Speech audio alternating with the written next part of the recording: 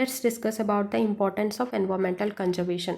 Environmental conservation का मतलब होता है it is a practice of preserving the natural world. मतलब हमारा काम है कि हम लोग अपने नेचुरल एनवायरनमेंट को प्रोटेक्ट करें, क्योंकि ये धीरे धीरे कोलैप्स हो जा रहा है। कैसे कोलैप्स हो रहा है? Due to human activity. जैसे हम लोग चारों तरफ फैक्ट्रियाँ खोल दिए हैं, चारों तरफ इंडस्ट्री लगा दिए हैं, वहीं से बहुत सारे हार्मफुल गैसेस का एमिशन होता है जो हमारे एटमॉस्फेयर के लिए और हमारे लिए दोनों के लिए ही खतरनाक है। और भी कई सारी ह्यूमन एक्टिविटी है, जैसे अनसस्टेनेबल एग्रीकल्चर, डिफॉरेस्टेशन, पेड़ को काट दे रहे हैं, फॉसिल फ्यूल लोगों को बर्न कर रहे हैं। तो अगर ये काम अगर हम लोग और करते गए तो हमारा जो एनवायरनमेंट जो अभी तक कुछ कुछ हद तक जो ठीक है वो बहुत ही उसका बुरी हालत हो जाएगा और ह्यूमन के लिए भी वो बहुत ही डेंजरस हो जाएगा। तो हमारा काम है कि हम लोग अपने एनवायरनमेंट को प्रिजर्व करें और उसको कंजर्व करें। ओके, एनवायरमेंटल कंजर्वेशन के अंडर क्या क्या चीज़ें इंक्लूड होती है? ओजन लेयर का प्रोटेक्ट करना, फूड चेन का मेंटेन करना, हमारा जो ग्राउंड वाटर है उसको प्रिजर्व करना, और जितने भी नॉन रिन्यूएबल रिसोर्सेस हैं जैसे आपका है कोल एंड पेट्रोलियम, उसको ठीक से यूज करना, क्योंकि ये सारी रिसोर्सेस आपके लिमिटेड है। तो लिमिटेड चीज़ को आपको थोड़ा देखभाल करके यूज करनी चाहिए। जैसे आपके पास जब पैसा कम होता है तो आप थोड़ा ठीक से यूज करते हो, ऐसे मतलब जहाँ तहाँ उड़ाते नहीं हो। तो वैसे ही जो नॉन रिन्यूएबल रिसोर्सेस हैं ये लिमिटेड हैं, तो हमको थोड़ा ठीक से यूज करना होगा।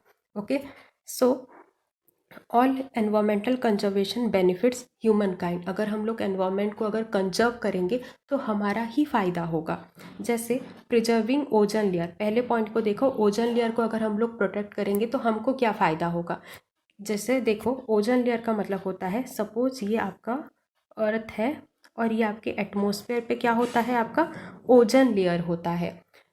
और सन का काम है कि हमको वो रोशनी दे, पर सन के ऐसे कुछ कुछ हार्मफुल रेडिएशन है, तो अगर वो हार्मफुल रेडिएशन अर्थ के ऊपर गिरेगा तो हमें बहुत सारी डिजीजेस होंगी। तो ओजन लेयर का काम है कि जितने भी हार्मफुल रेडिएशन आएंगे वो उन रेडिएशन को वो पीछे धकेल देगा, अर्थ के अंदर वो आने नहीं देगा। तो ओजन लेयर हमारे लिए एक बहुत ही अच्छी चीज़ है। ओके, सो ओजन लेयर अगर नहीं रहेगा तो सन के वो सारे हार्मफुल रेडिएशन हमारे अर्थ के ऊपर गिरेंगे और हमको बहुत सारी डिजीजेस होंगी, बहुत सारे एनवायरमेंटल इशू भी होंगे। तो हम लोग अगर ओजन लेयर को प्रोटेक्ट करेंगे तो हमारा ही फ़ायदा होगा। नेक्स्ट पॉइंट है फॉसिल फ्यूल कंजर्वेशन। हमको फॉसिल फ्यूल जैसे कोल और पेट्रोलियम को थोड़ा कंजर्व करना चाहिए। जैसे यहीं पे है फॉसिल फ्यूल, जब भी हम लोग फॉसिल फ्यूल को बर्न करते हैं तो बहुत सारे हार्मफुल गैसेस का एमिशन होता है एटमॉस्फेयर पे, जो हमारे एनवायरनमेंट के लिए भी खतरनाक है और हमारे लिए भी खतरनाक है। सेकेंड पॉइंट को अगर देखोगे, जब भी फॉसिल फ्यूल का मतलब ट्रांसपोर्टेशन होता है, मतलब अंडरग्राउंड ट्रांसपोर्टेशन होता है, बहुत सारे ऑयल का पाइपलाइन आता है, तो वो ऑयल पाइपलाइन की वजह से बहुत सारे एनिमल हैबिटेट का डिस्ट्रक्शन भी होता है। सो ड्यूरिंग एक्सट्रैक्शन, जब भी फॉसिल फ्यूल को निकालते हैं, मतलब ये जो कोल और पेट्रोलियम है ये हमारे अर्थ के अंडर रहते हैं, मतलब अंदर रहते हैं। तो जब भी हम लोग इसको निकालते हैं तो ये ऐसी कुएं खोदने वाली चीज़ नहीं है कि 2-3 लोग आएंगे और ऐसे खोद देंगे और हमको कोल और पेट्रोलियम मिल जाएगा। इसको हमको बहुत ही मतलब बहुत ही हाईली टेक्निकल होती है इसको एक्सट्रैक्ट करने के लिए। तो जब भी हम लोग ये कोल और पेट्रोलियम को निकालते हैं तो बहुत सारे हार्मफुल गैसेस का एमिशन होता है, जिसके वजह से एयर पॉल्यूशन होता है, और जो साइड वाले जो इकोसिस्टम होते हैं उनके लिए भी वो डेंजरस होता है। ओके, तो हमको ये अगर हम लोग ये फॉसिल फ्यूल को कंजर्व करेंगे तो हमको ही फ़ायदा होगा। ओके, सो नेक्स्ट पॉइंट है मेथड ऑफ कंजर्वेशन। किस किस तरह से हम लोग अपने एनवायरनमेंट को कंजर्व करेंगे।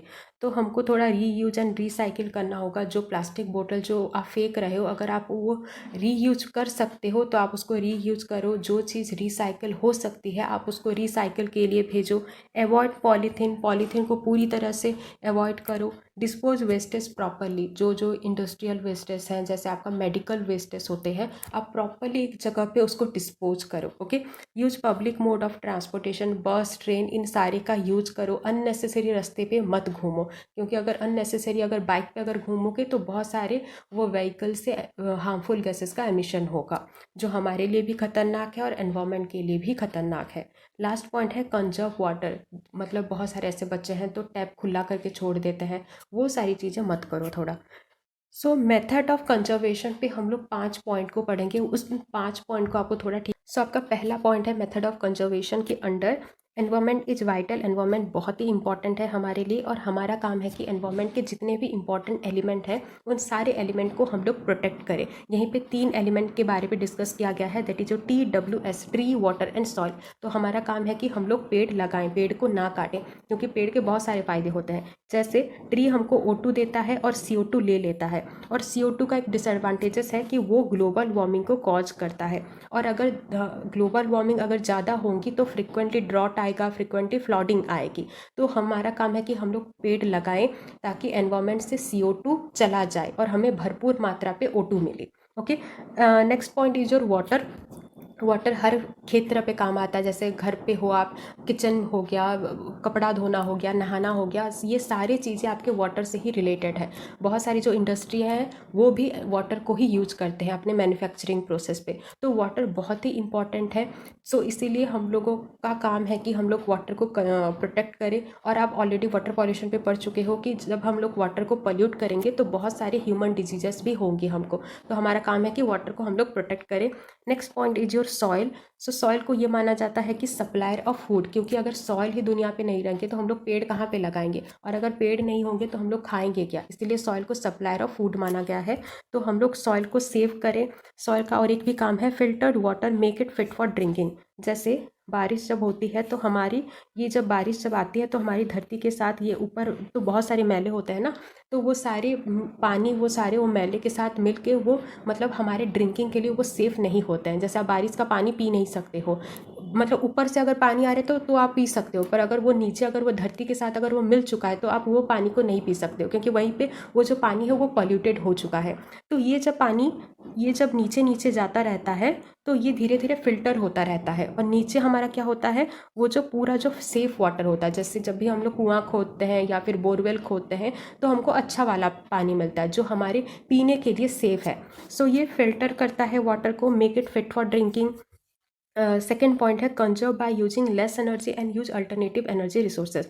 हमारा काम है कि हम लोग एनर्जी को थोड़ा मतलब कंजर्व करें, क्योंकि ये जो इलेक्ट्रिसिटी बनती है तो ये इलेक्ट्रिसिटी को जब बनाया जाता है तो बहुत सारे फॉसिल फ्यूल को हम लोग बर्न करते हैं, और जब भी फॉसिल फ्यूल का बर्निंग होता है तो बहुत सारे हार्मफुल गैसेस का एमिशन होता है।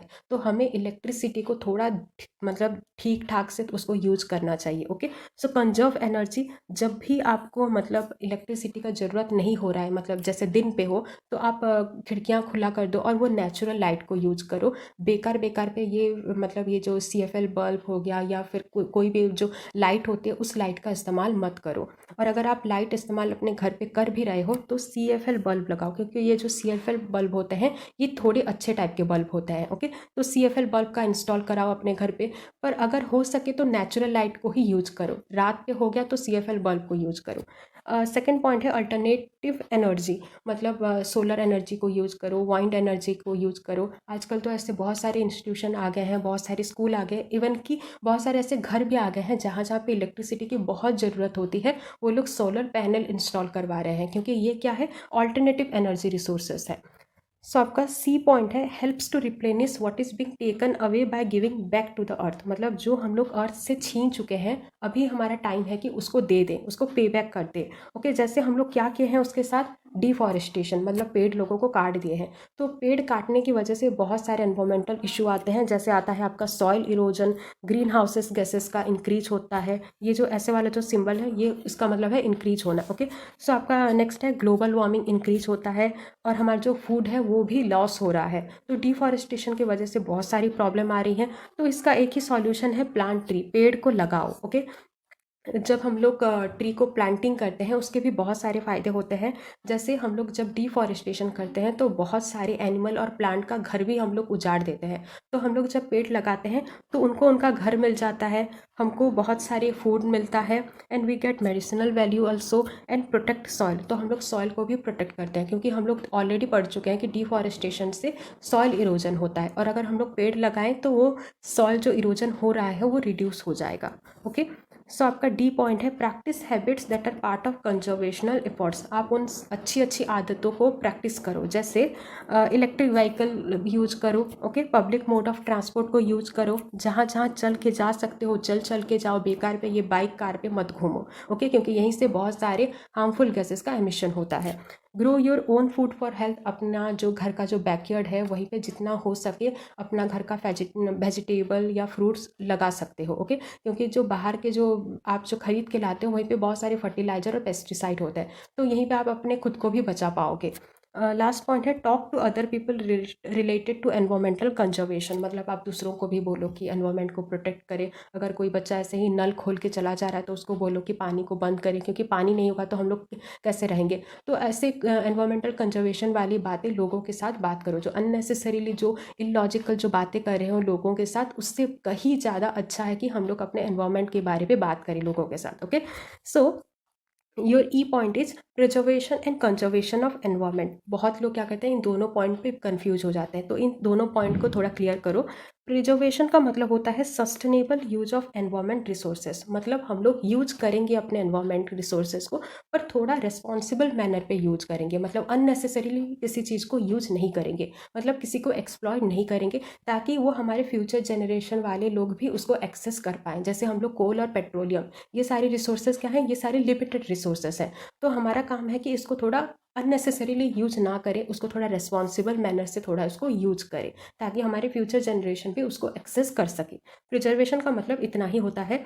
पर कंजर्वेशन का मतलब होता है हम लोग अपने नेचुरल एनवायरनमेंट को प्रोटेक्ट करें from the harmful human activity. जैसे पेड़ काट दे रहे हैं लोग, माइनिंग कर रहे हैं, हंटिंग की वजह से बहुत सारे एनिमल लोग मर जा रहे हैं, तो हमारा काम है कि उन सारे ह्यूमन एक्टिविटी के ऊपर बैन लगवा दे, जिस जहाँ जहाँ से हमारा जो एनवायरनमेंट है वो मतलब उसको खतरा हो रहा है। ओके, सो इन दोनों पॉइंट को आई थिंक आप समझ चुके होंगे।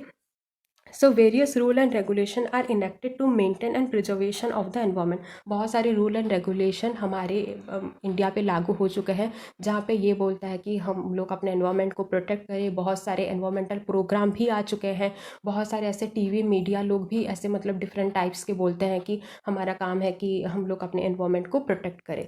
ओके, सो आई नहीं नहीं, और एक पॉइंट है, सॉरी सॉरी, लास्ट पॉइंट है 8 additional way to conserve environment. और भी 8 एडिशनल वे आपकी बुक पे बताए गए हैं। पहला तो है आपका स्टॉप स्मोकिंग, स्मोकिंग को स्टॉप कर दो क्योंकि वहीं से एयर पॉल्यूशन हो रहे हैं। सेकंड पॉइंट है change the way you clean the house, क्योंकि ऐसे बहुत सारे एनवायरमेंट मतलब हार्मफुल प्रोडक्ट होते हैं। जैसे आपके मतलब कुछ कुछ प्रोडक्ट है, मैं नाम तो नहीं यूज़ कर सकती, पर ऐसे कुछ कुछ प्रोडक्ट हैं जिसको आप मतलब अपने घर की साफ़ सफाई पे जब यूज़ करते हो तो वहीं से बहुत सारे एयर पॉल्यूशन होते हैं। तो आप नेचुरल मोड ऑफ थोड़ा यूज करो, मतलब नेचुरली जो जो प्रोडक्ट है आप उनको यूज करो अपने घर की साफ़ सफाई के लिए। थर्ड पॉइंट है अनप्लग थिंग्स, जब भी आपका फ़ोन चार्ज नहीं हो रहा है तो आप वो प्लग को ही निकाल दो। ओके, अननेसेसरीली स्विच को ऑन मत करो। बहुत लोग ऐसे क्या करते हैं, फ़ोन को मतलब चार्ज बैठा लिए और जब भी मतलब फ़ोन को लेते हैं तो सिर्फ फ़ोन को ही खोल देते हैं और मतलब वो चार्जर से निकाल देते हैं, स्विच ऑफ नहीं करते हैं, तो आप स्विच ऑफ कर दो। ओके, फोर्थ पॉइंट है learn to recycle and re use. जितना भी चीज़ें आप रिसाइकिल कर सकते हो, री यूज कर सकते हो, जैसे प्लास्टिक बोतल हो गया, कोई एल्यूमिनियम का कोई डब्बा है, तो अगर आप उसको री यूज कर सकते हो तो री यूज करो।